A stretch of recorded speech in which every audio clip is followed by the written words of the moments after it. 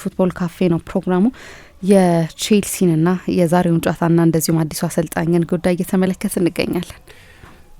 ሊያም ሮሲኝን በተመለከተ እያነሳ ነው። ስለ ካሪዝማ ሲያወሩ ሰማ ነበር። ይሄ ሰውዬ ብዙም እንደ ሞሪኞ እንደ ኮንቴ እንደ አይነት ካሪዝማቲክ አይደለም ይላሉ። ያው ካሪዝማ ምንድን ነው? የተለያየ አይነት ዴፊኒሽን ትሰሚያለሽ ስለ ሰዎች፣ ግን እግር ኳስ ምን አይነት መልክ እያያዘ እንደመጣም የሚያሳይ ነው የሊያም ሮሲኝ ሹመት። እንደምታውቂው በቅርብ ጊዜ የሩበን አሞሪም ከኃላፊነት መነሳት የአሎንሶ ክላሲክ ምሳሌ አይደለም፣ ግን የሃይራርኪ ጥያቄ አለበት። የአሎንሶም ከኃላፊነት የተነሳበት መንገድ እና ኤንዞ ማሬስካም ከኃላፊነት የተነሳበት መንገድ እና እግር ኳስ የበለጠ ቢሮክራታይዝ እየተደረገ ሲስተማታይዝ እየተደረገ መከበር ያለበት ሃይራርኪ እየተቀመጠ እንደሆነ ወይም ክለቦች በእንደዛ አይነት በጣም ቢሮክራታይዝድ በሆነ መንገድ የመስራት ፍላጎት እንዳላቸው የሚያሳይ ነው እና አሁን ይሄ ሰው ከመጣ በኋላ ልክ እንደነ ጆዜ ሞሪኞ አይነት አልፋ ሜል አይነት ሰው አይደለም። ለዚህ ነው ሰዎች ስድስተኛው የቼልሲ ዳይሬክተር ይመስላል፣ የበለጠ ኢንስቲትዩሽን ሰው ይመስላል። ያንን ስትራክቸር ለማክበር ችግር ያለበት ሰው አይደለም። ምናልባት ቼልሲም የፈለገው ለዛ ሊሆን ይችላል። ግን አንድ ቼልሲ ራሱ እንደ አካሄድ መከተል የሚፈልገው የጨዋታ ስልትም አለ። የበለጠ የፖሴሽን ቡድን መሆን ይፈልጋል። ታስታውሻለች ከማውሪሲዮ ፖቼቲኖ መነሳትና ከማሬስካ መምጣት በኋላ ይሄው ተመሳሳይ ነጥብ ተነስቶ ነበር። ምክንያቱም ኤንዞ ማሬስካ በሌስተር ሲቲ የሰራው ቡድን ከማንቸስተር ሲቲ ጋር በመጠኑ የሚመሳሰል የኳስ ቁጥጥር በፖዚሽናል ፕሌይ በብዙ ፓሶች በብዙ ፖሴሽን በኦቨርሎዶች ና የሚጫወት አይነት ቡድን ነው የነበረው እና ያንን ሞዴል ደግሞ አሰልጣኝ የሚፈልገውን ስታይል እንዲከተል ብቻ አይደለም ቼልሲ የሚፈልገው። የስፖርት ዳይሬክተሮቹ አካሄድ ልክ በማንቸስተር ሲቲ ውስጥ እንደነበረው አይነት አካሄድ ነው። የባርሰሎና ሰዎችን ብዙ ስታመጪ ምንድን ነው የሚሆነው? ፌረን ሶሪያኖን፣ ቺኪ ቤገሪስታይንን ስታመጪ በባርሰሎና አይነት መንገድ ለመጫወት መሞከር ነው አይደለም። ከዛ የዛ አጫወት ማስተር የሆነውን ሰው ጓርዲዮላን አመጡት። ግን ከፔፕ መምጣትን በፊት ደብሮይነን ከማስፈረማቸው በፊት ራሄም ስተርሊንግን ከማስፈረማቸው በፊት እነዚህ ሁሉ ከፔፕ በይፋ የሲቲ አሰልጣኝ ሆኖ መሾም በፊት የመጡ ናቸው። የፔፕ አስተያየት ተጠይቋል። ያን ጊዜ ሄደው ፔፕን ማምጣታቸው እንደማይቀር ስላወቁ ግን የጨዋታ ጠቅላላ ዲዛይንን በተመለከተ ግን የማንቸስተር ሲቲ ሰዎች ሶሪያኖ፣ ቺኪ ቤገሪስታይን እና ከዛ በላይ ያሉት አለቆቻቸውም የባርሰሎናን ሞዴል መከተል አለብን የሚል እምነት ነበራቸው። የበለጠ ሞደርን የሆነ የበለጠ የፖሴሽን የበለጠ የፕሬሲንግ እግር ኳስ መጫወት አለብን ብለው ያስቡ ነበር። ስለዚህ ሲቲ ቼልሲ ማሬስካን ሲያመጣ ልክ ሞሪኞን እንደማምጣት አይነት ኮንቴን እንደማምጣት ወይም ስኮላሪን እንደማምጣት አንቼሎቲን እንደማምጣት አልነበር። እነዚህ ሁሉ አሰልጣኞች በሌላ ቦታ በጣም የሚያስገርም ስኬት የነበራቸው ናቸው። ለቼልሲ አሰልጣኝነት የሚያበቃ ሲቪ ያላቸው ተብሎ ነው የመጡት። ማሬስካ ዝም ብለሽ አሰልጣኝነትን በዛ ሌላ ቦታ በነበረ ሰክሰስ የምትለኪው ከሆነ ለቼልሲ አሰልጣኝነት የሚያበቃ ሲቪ አልነበረው። ፓርማን 18 ጨዋታ ብቻ አሰልጥኖ ነው የተሰናበተው። ከዛ ፊት የፔፕ ምክትል ነው የነበረው እና በቻምፒየንሺፕ ነው ያሰለጠነው። ከአምስቱ ትልልቅ ሊጎች በአንዱም አላሰለጠነም። ሲመጣ አንደኛው ምክንያታቸው የነበረው ግን እንደዚህ አይነት ፕሮግረሲቭ እግር ኳስ የሚጫወት አሰልጣኝ ነው፣ እኛ መጫወት የምንፈልገውን የእግር ኳስ ስልት መተግበር የሚችል አሰልጣኝ ነው ተብሎ ነው የመጣው። የሊያም ሮሲኝም ተመሳሳይ ነው። ያው ተስፋ ያለው አሰልጣኝ ነው። እኔ እንዲያውም ተስፋ ያለው የእግር ኳስ ማለት ትልቅ የእግር ኳስ አእምሮ እንዳለው የምታውቂው በፊት ለዘጋርዲያን ይጽፍ ነበር። የተሾመ ጊዜ አንስቼዋለሁ። አሁን ተመልሰሽ ብታይ ሊያም ሮሲኝ ዘጋርዲያን ብለሽ ይህንን ብቻ የአንቺ ሰርች ኤንጂን ውስጥ ብትፈልጊ ታገኛቸዋለሽ አርቲክሎቹ። ከ2017-18 ጀምሮ ገደማ ይጽፍ ነበር እና ሲጽፍ በቀደም ፕሬስ ኮንፈረንሱ ላይ እንደተናገረው ከተለመዱት እንግሊዛውያን ጸሐፍት የሚለይ አንድ ነገሩ በጠቅላላ የአውሮፓ እግር ኳስን ያደንቅ የነበረ መሆኑ ነው። ከእንግሊዝ ባሻገር ያለን ፉትቦል ይከታተል የነበረ ሰው መሆኑን አባቴ ስለ አሪጎ ሳኪ ነግረኝ ነበር። በታሪክም ቢሆን የቫን ሃልን አያክስ አደንቃለሁ። የእኔ ትልቁ ጀግና ጓርዲዮላ ነው እና የእሱን የባርሰሎናን ቡድኖች ተከታትያለሁ ይላል እና ትንሽ አድማሰ ሰፊ የሆነ ከቲፒካል የእንግሊዝ አሰልጣኞች ለየት ያለ የኮንቲኔንታል እግር ኳስን ሲያደንቅ የቆየ ሰው ነው። ሲጽፍ እንኳን መረዳት ትችላለች። ከዛ ደግሞ ለአሰልጣኝነቱ ሁልጊዜ ሲዘጋጅ ነበር። ምክንያቱም በአባቱ ምክንያት ይመስላል። የቶርኪ አሰልጣኝ ነበር። አሁን ፕሪሚየር ሊግ ላይ እናየዋለን አባቱን ሮሲኝን ትንተና ሲሰጥ። ጥቁር አሰልጣኝ ሆኖ ማሰልጠን በጣም አስቸጋሪ ነው። ቼልሲ ለምሳሌ ከሩድ ሁሌት በኋላ የመጀመሪያው ጥቁር አሰልጣኝ ነው። ግን ትልልቆቹ ክለቦችን በሙሉ አስቢ፣ ጥቁር አሰልጣኝ ሲያሰለጥን ማለት ነው። አርሰናልን ጥቁር አሰልጣኝ ሲያሰለጥን አይተን አናውቅም። ብዙ የጥቁሮች ታሪክ ያለው ቢሆንም ማንቸስተር ዩናይትድን ጥቁር አሰልጣኝ ሲያሰለጥን አይተን አናውቅም። ማንቸስተር ሲቲ ነው፣ ሊቨርፑልን ከባድ ነው ለጥቁር አሰልጣኞች በጠቅላላው። የእንግሊዝ እግር ኳስ ሃይራርኪ 43% የሚሆኑት እግር ኳስ ተጫዋቾች ጥቁሮች ናቸው። አሰልጣኞቹ 5% አይሆኑም። 92ቱን የእንግሊዝ ፕሮፌሽናል ክለቦች ብትወስጂ በአራቱም ዲቪዚዮኖች ያሉትን ወደ ቦርድሩም ብትሄጂ አይ ዶንት ኖ 2% የሚሆኑ አይመስለኝም። የሆነ ቦታ ለጥቁሮች ዝግ ይሆናል። እና አባቱ ሮሲኜ ግን አሰልጣኝ ለመሆን ሞክሮ ነበር። አንዳንዱ እንግዲህ በዚህ ምክንያት ሊሆን ይችላል እድል ብዙ ሳያገኘ የቆየው። ብዙ ቃለ ምልልሶችም ላይ ይህንን አንስቶታል። ግን የአድቫንቴጅ ነበረው እግር ኳስን አናሊቲካል በሆነ መንገድ ለማየት። በ11 ዓመቱ ስለ ታክቲካዊ ጉዳዮች ከአባቱ ጋር ይወያይ የነበር አይነት ንቁ የእግር ኳስ አእምሮ የነበረው ልጅ ነው ሊያም ሮሲኜ። ገና በ30ዎቹ መጀመሪያ ሆኖ ነው የኮቺንግ ባጁን የጨረሰው። ኳስ ተጫዋች ሆኖ የኮቺንግ ባጁን ጨርሷል። በጊዜ ነው የብራይተንን ወጣት ቡድን ከዛ በኋላ የፊሊፕ ኮኩ የዌይን ሩኒ ምክትል አሰልጣኝ ሆኖ የሰራው እና ከሩኒ መሰናበት በኋላም ለጊዜው በጊዜ አሰልጣኝነት ደርቢ ካውንቲን አሰልጥኗል። በኋላ ወደ ሃል ሲቲ ሄዷል። በሃል ሲቲ ደግሞ በጣም ስኬታማ ነበር። ስኬት ምንድን ነው የሚለውን ልንከራከርበት እንችላለን። ላለመውረድ ያጣጥር የነበረን ቡድን ለፕሌይ ኦፍ ያሳደገ ነው። ወደ ፕሌይ ኦፍ ቦታዎች ከፍ ያደረገ አሰልጣኝ ነበረው። በስትራስቡርግ ደግሞ ሄደና በ5 የአውሮፓ ሊጎች በእድሜ ትንሹን ቡድን እያሰለጠነ 20 ምናምን ዓመት የሆነ ስብስብ ኖሮት ብዙዎቹ ተጫዋቾች አንዳንዶቹ ከቼልሲ የመጡ የቼልሲ የዴቨሎፕመንት ቡድን መስሎ፣ ለምሳሌ አሁን ወደ ቦርንመዝ የሄደው ግብ ጠባቂ እዛ ጎልብቶ ተሸጠ።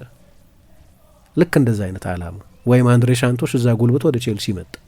ኤክስፐሪመንታል የሚመስል ሆኖ ጭምር የረጅም ጊዜ አምቢሽን ይዞ ለመስራት የሚያስቸግር ፕሮጀክት ውስጥ ሆኖ ጭምር እንዲህ አይነት በአውሮፓ ውድድር የሚሳተፍ ቡድን ባለፈው የውድድር ዘመን ለረጅም ጊዜ በቻምፒየንስ ሊግ ቦታ ጭምር ነበር። መጨረሻ ላይ ተንሸራተተና ወደ ኮንፈረንስ ሊግ ስፍራ ወረደ እንጂ የአውሮፓ ቻምፒየንስ ሊግ ስፍራ ላይ ሆኖ ረጅም ጊዜ የቆየ ነው። በታክቲኩ በኩል እንዳልኩት ቼልሲ አሁን የሚፈልገውን አይነት የበለጠ የፖሴሽን እግር ኳስ የሚጫወት ብዙ ፓስ የሚያደርግ የትዕግስት ቡድን ነው የሰራው። የቻርልተን ጨዋታም ላይ ያንን ማየት ይቻል ነበር። እንዳልኩት የቻርልተንን ጨዋታ በተመለከተ ብዙ አስተያየት ለመስጠት የሚያስቸግረው አንደኛ ቻርልተን ስለሆነ፣ ሁለተኛ 2-3 ትሬኒንግ ሴሽን ኖሮት ስለሆነ የሰራው ይህንን የሊያም ሮሲኜ ቡድን ነው ለማለት መቸኮል ስለሚሆን፣ ግን ፓሰር ነው፣ እንዲህ የፓሲንግ ስታይል የሚወድ አሰልጣኝ ነው። በዚህ የውድድር ዘመን በፈረንሳይ ሊግ እሱ ከኃላፊነት እስከለቀቀበት ጊዜ ድረስ ሶስተኛው ብዙ ፓስ ያደረገው ቡድን የእሱ ስትራስቡርግ ነው። የሉዊስ ኤንሪኬ ፓሪስ ሳን ጀርመን እና የሮቤርቶ ዲዘርቢ ማርሴይ ብቻ ናቸው ከሊያም ሮሲኜ የበለጠ ብዙ ፓስ ያደረገ ቡድን የነበራቸው። በሊገ አነስተኛውን ረጅም ኳስ የተጫወተው ቡድን የሊያም ሮሲኜ ስትራስቡርግ ነው።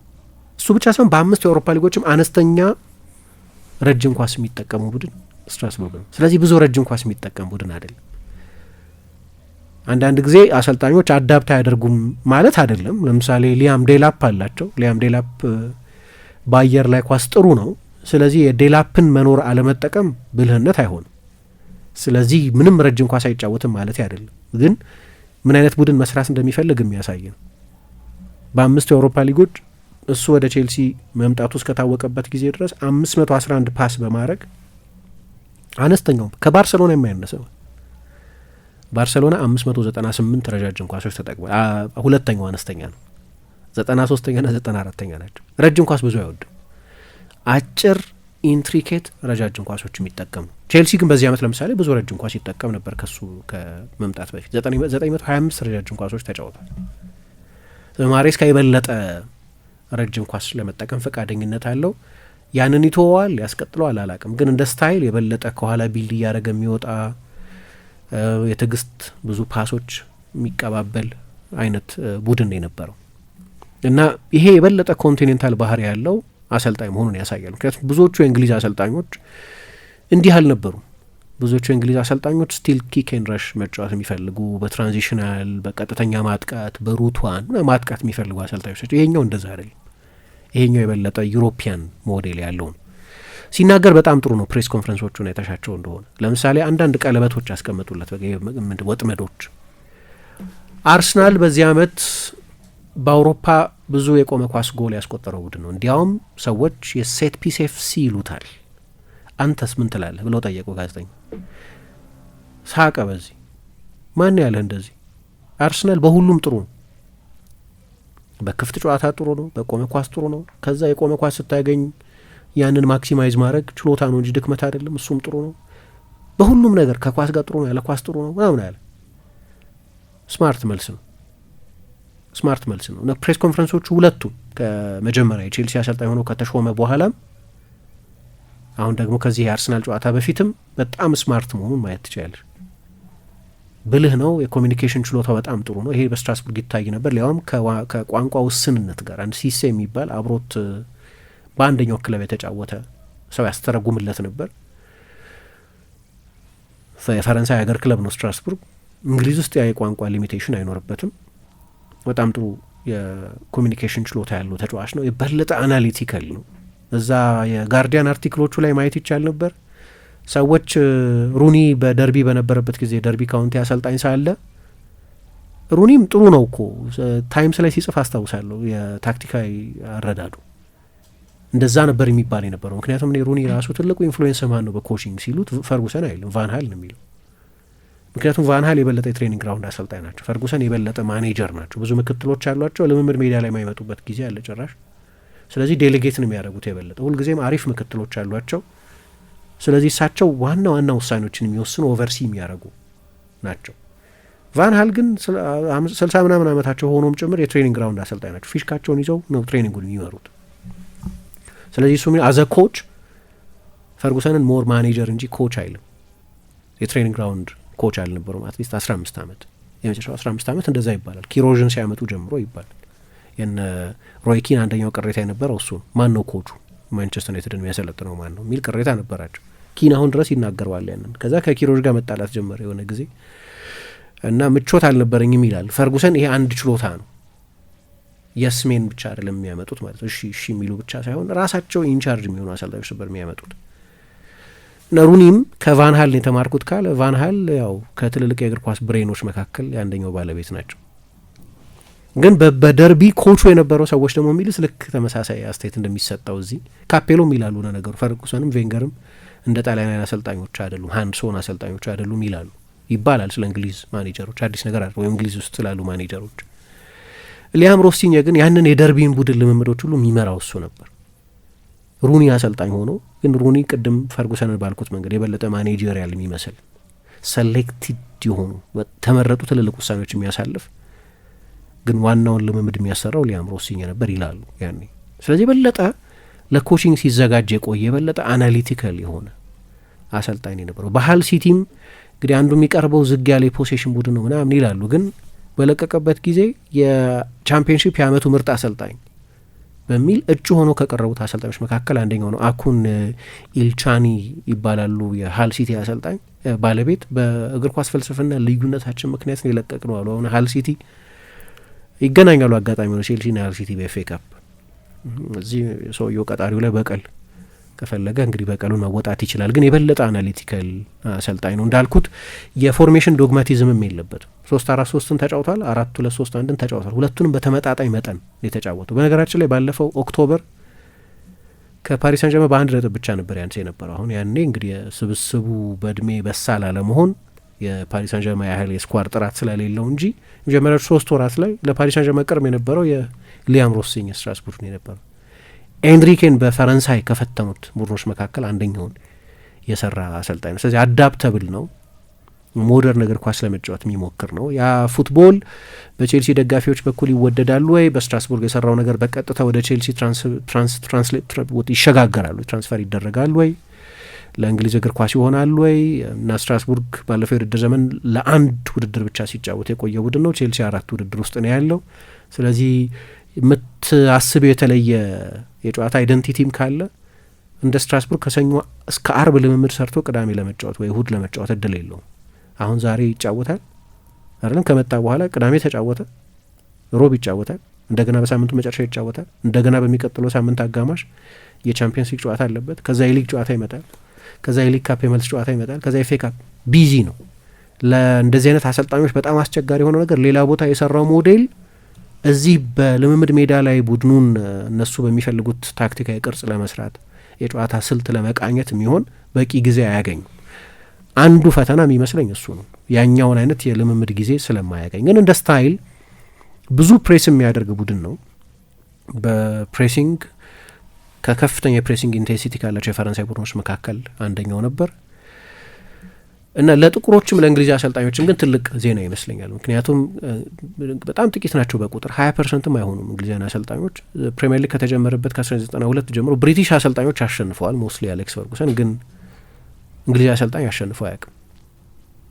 ጥቁር አሰልጣኞች በጣም ጥቂት ናቸው። በፕሪሚየር ሊግ አስታውሳለሁ የፖሊንስ የብላክበርን አሰልጣኝ ሆኖ መሾም ትልቅ ዜና ሆኖ ሲነገር አስታውሳለሁ። እሱም ብዙ ጊዜ አልቆየም። የቀድሞ የማንቸስተር ዩናይትድ እና የሊቨርፑል ኢንተር ተጫዋች ነው የነበረው እና ስለዚህ በጣም ትልቅ ፖቴንሻል ያለው አሰልጣኝ፣ እስካሁን ድረስ የኮሚኒኬሽን ችሎታው ጥሩ የሆነ በተጫዋቾች የሚወደድ በስኳድ ውስጥ ጥሩ ሪሌሽንሽፕ የሚፈጥር ነው። ማሬስካን ዲስታንት ነው ይሉታል።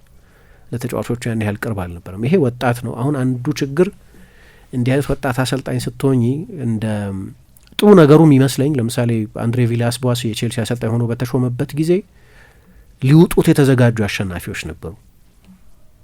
ሞሪኞን ያዩ፣ አንቸሎቲን ያዩ እና ቻምፒየንስ ሊጎች ያሸነፉ፣ ፕሪሚየር ሊጎች ያሸነፉ አይምሬ ተጫዋቾች ነበሩ፣ ከእድሜ በሱም የሚበልጡ።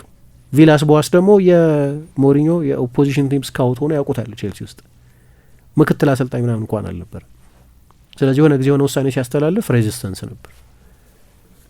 አሁን ስብስብ ውስጥ እንደዛ አይደለም። ኩኩሬያ አለ የአውሮፓ ዋንጫ ያሸነፈ፣ ግን ድሮግባን አይደለም ወይ ቴሪን ወይ ላምፓርድን አይደለም የአውሮፓ ዋንጫ ቢያሸንፍ ደህና ተጫዋች እንጂ ሜጋ ስታር አይደለም። ጥሩ ተጫዋች፣ በጣም ጥሩ ተጫዋች፣ የእነሱ አይነት ሰክሰስ ታሪክ ያለው ግን አይደለም። ኤንዞ ፈርናንዴዝም ቢሆን የዓለም ዋንጫ አሸንፏል፣ ግን ድሮግባን ላምፓርድን ወይም ቴሪን አይደለም። ስለዚህ መልበሻ ክፍሉ እንደ ድሮ አይነት ሬዚስተንስ ላይኖረው ይችላል ለወጣት አሰልጣኞች ለአዲስ ሀሳብ እና ጥሩ ጊዜ ላይ የመጣ ይመስለኛል እንደዚህ አይነት የጨዋታ ስልት ይዞ ለሚመጣ አሰልጣኝ እና በታክቲክ ተለዋዋጭ ነው። ብዙ ጊዜ የሚላል የተጋጣሚ ቡድን ብቻ ማዕከል ያደረገ ዝግጅት አላደርግም፣ ግን አዳፕታቢሊቲ በጣም ያስፈልጋል ይላል። ፖሴሽን ዶሚናንት ነው። ቅድም እንዳልኩት ብዙ ፓስ የሚያደርገው ቡድን እሱ ነው። በትዕግስት ከኋላ ቢልድ እያደረገ ለመውጣት ይሞክራል። አሁን ይህንን በሳንቼዝ ለማድረግ ይቻላል ወይ አላቅም፣ ግን ሲያጠቃ ደግሞ በጣም በፈጣን ኮምቢኔሽን እና በጣም ከፍተኛ የዝግጅት ትኩረት የሚሰጥ ነው። ከእያንዳንዱ ልምምድ በኋላ ከ30 እስከ 45 ደቂቃ የሚቆይ የቪዲዮ ሴሽን የቪዲዮ ጊዜ ከተጫዋቾች ጋር የሚያሳልፍ አይነት አሰልጣኝ ነው። አንዳንድ ጊዜ ምን ይሆናል፣ ያ የኳስ ቁጥጥር ወደ አደገኛ ማጥቃት መሸጋገር አለበት። አሁን አንድ ስታት ሳይ በፈረንሳይ ሊግ በሙከራ ብዛት 15ኛ ነው፣ በፖሴሽን 3ኛ ሆኑ። አንዱ ኮንሰርን እሱ ነው። የቼልሲ ደጋፊዎች በሳሪም አንዳንድ ጊዜ በማሬስካ የሚያዩት ነገር የኳስ ቁጥጥር ቡድኖች የሆኑና በቂ የማጥቃት አርጀንሲ ይጎላቸዋል እና ይሰለቻሉ። ደጋፊዎቹ ቡድኑ ላይ መጮህ ይጀምራሉ። የማሰልቸት ነገር ሊኖረው ይችላል። ሀል ሲቲም እንደዛ ይላሉ። ስለዚህ እንደዛ አይነት ኮንሰርን አለ። ግን ደግሞ በጎሎች 7ኛ ነው። ስለዚህ ምን እናያለን? የጎል እድል ሲፈጥር ምናልባት 20 ሙከራ ሊያደርግ ይችላል። 12 ሙከራ ቢያደርግ አብዛኞቹ ሙከራዎች ሀይ ኳሊቲ ቻንስስ ናቸው ማለት ነው። የመቆጠር እድላቸው ከፍተኛ የሆኑ የጎል እድሎች ይፈጥራል ማለት ነው። ለዚህ ነው ቡድኑ ብዙ ሙከራ አያደርግም፣ ግን ብዙ ጎል የሚያስቆጥረው። ስህተት ታያለሽ አንዳንድ ጊዜ። ይሄ ግን ከኋላ በትዕግስት በቢልዳፕ ለመጫወት የሚሞክር ቡድን ውስጥ የሚስተዋል ነው። 17 ትልልቅ ስህተቶች ሰርተዋል በሊገ ኃላፊነት ከተረከበበት ጊዜ ጀምሮ በስትራስቡርግ ውስጥ ወደ ጎልነት የተቀየሩ ወይም ወደ አደገኛ ሙከራነት የተቀየሩ። ይሄም አደገኛ ነው። ግን ይህንንም አይተው ከማሬስካም ጋር በታክቲኩ በኩል ለቼልሲ አለቆቹ የማሬስካ ታክቲካል ኢንፍሌክሲቢሊቲ ምናምን አይደለም፣ ምሳሌ እንደ አሞሪም አይደለም ያሰናበታቸው። በታክቲኩ ከሞላ ጎደል ደጋፊዎች ነበሩ እና በመጠኑ ይመሳሰላል ይመስለኛል። ቡድኖቹን ማየት አለብን። ግን ዛሬ የመጀመሪያውን እውነተኛ ፈተና ከአርሰናል ጋር በለንደን ደርቢ በሊግ ካፕ ሴሚፋይናል በመጫወት መጋፈጥ ይጀምራል ማለት ነው። ዛሬ ምሽት 5 ሰዓት ላይ የሚደረግ ጨዋታ ነው። አድማጮቻችን እኛ የነበረን ቆይታ ይህንን ይመስል ነበር። ሌሎች ፕሮግራሞች ከአራዳ ኤፍ ኤም 95.1 ወደ እናንተ መድሳቸውን ይቀጥላሉ። መልካም ጊዜ ይሆንላችሁ። ብርሃን ባንክ ዘመናዊ ቀልጣፋና ምቹ አገልግሎቱን በተሻለ ቅርበት ለውድ ደንበኞቹ ማቅረቡን በመቀጠል የሞባይል ባንኪንግ አገልግሎት ተጠቃሚ እንድትሆኑ በአክብሮት ይጋብዛል።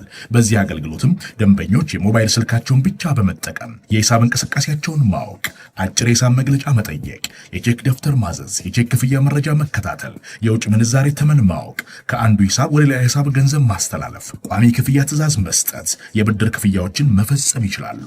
በዚህ አጋጣሚም የብርሃን ካርዶን በመጠቀም በሽያጭ ማዕከል ማሽን ፖስ ለግብይቶ ክፍያውን መፈጸም እንደሚችሉ ብርሃን ሲያበስራችሁ በታላቅ ደስታ ነው። በጊዜና በቦታ ያልተገደበ ምቾትና ዘመናዊነትን ያነገበ አገልግሎት ተጠቃሚ ስናደርገው ደስ ይለናል። ብርሃን ባንክ፣ እንደ ስማችን ብርሃን ነው ስራችን።